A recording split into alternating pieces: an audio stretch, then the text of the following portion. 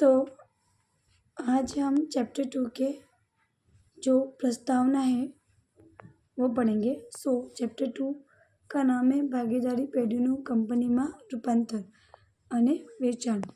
तो भागीदारी पेढ़ी का क्या होता है? कंपनी या फिर उसके अंदर उसका रूपांतर होता है या फिर वो किसी को बेच देती है। अगर भागीदारी पेढ़ी का रूपांतर होता है तो वो कंपनी के स्वरूप में आती है, और अगर दूसरों को दे देती है तो उसका ऑनरशिप, उसकी मालिकी चेंज होती है। ओके, तो उसमें दो पद्धति थी, हमने पहले भी पढ़ी थी शॉर्ट क्वेश्चन में। चौकी मिलकतनी पद्धति। फर्स्ट क्या है? चौकी मिलकतनी पद्धतिओ समझाओ। तो प्रस्तावना, જ્યારે ભાગીદારી પેઢીનું કંપનીને વેચાણ કરવામાં આવે ત્યારે પેઢીની લીધેલી મિલકતો તેમજ દેવાના બધામાં કંપની જે રકમ ચૂકવવાનો કબૂલ કરે તેને ખરીદ કિંમત કહેવામાં આવે છે। तो જ્યારે ભાગીદારી પેઢીનું हम कंपनी में कोई वेचाण कर देते, जो दूसरों को देते हैं, ठीक है, तो वो क्या करेंगे? हमारी भागीदारी पेढ़ी के बदले हमको कोई तो कीमत देंगे ना, कुछ रोकड़ में देंगे।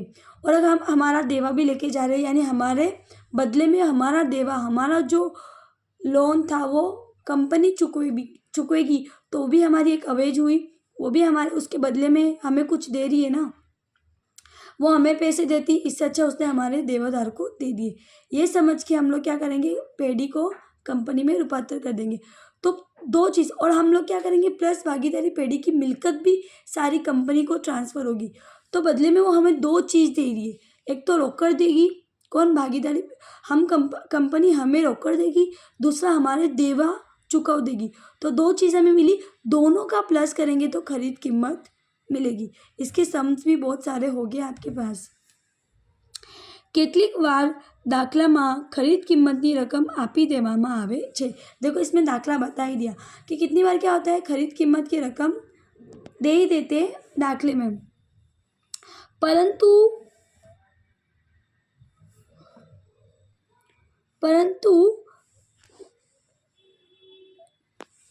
घणे भागे दाखलामां खरीद किंमत आपवामां आवती नहीं। लेकिन कितनी बार खरीद किंमत देते नहीं, हमें ढूंढनी पड़ती है। लेकिन इनडायरेक्टली हमें बता देते कि 10 करोड़ रुपए रोकड़ देगी, इसके 5 करोड़ के देवे चुकवेगी, तो टोटल खरीद कीमत कितनी हुई? 15 करोड़ हुई है ना। वैसे सामान्य रीते धंधानी खरीद किंमत शोधवा नीचे मुजब बे माथी गमे ते एक रीत अपनाववामां आवे छे। तो क्या धंधा की, कोई भी धंधे की खरीद कीमत, उसकी वैल्यू क्या है, उसकी बाजार में कीमत कितनी है, वो जानने के लिए दो मेथड से हम पद्धति निकाल सकते हैं। तो पहला चौखी मिलकत की पद्धति। चौखी मिलकत की पद्धति में क्या होता है? मिलकत माइनस देवा। सारी मिलकतों में से हमारा जो भी लोन है, जो पाका सरवैया में हम देखते हैं ना, एक साइड सारी मिलकत होती है, फिर दूसरी साइड लोन होती है, वो सबको माइनस करके जो मिलकत मिलती है हमें, जो मिलकत बची रहती है, उसको कहते हैं चौकी मिलकत। चौकी मिलकत जैसे कि हमारे पास 10 लाख की मिलकत तो है, लेकिन सामने बाजू 5 लाख का देवा भी है, तो हमारी चौकी मिलकत कितनी हुई?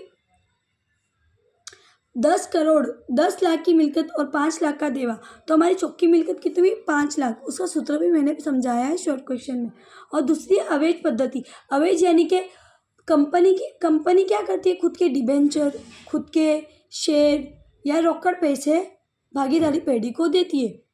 शेयर देती है तो शेयर प्लस डिबेंचर, शेयर की जो कीमत होगी, डिबेंचर की जो कीमत होगी, और प्लस जो रोकड़ में उसने पैसे दिए होंगे, वो तीनों का टोटल करके जो पैसे मिलेंगे वो हम बोलेंगे हमारी कंपनी की, हमारी भागीदारी पेढ़ी की ये क्या थी? खरीद कीमत थी, है ना।